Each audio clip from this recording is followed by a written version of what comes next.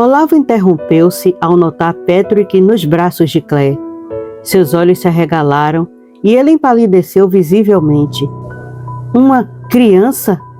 Isso é inesperado. Claire franziu a testa, segurando Patrick mais perto de si, enquanto Leon dava um passo à frente, colocando-se entre Olavo e sua esposa. Ele estudou o homem cuidadosamente antes de perguntar, a voz firme e cautelosa. O senhor está bem, senhor Bismarck? Tem algo errado em termos uma criança?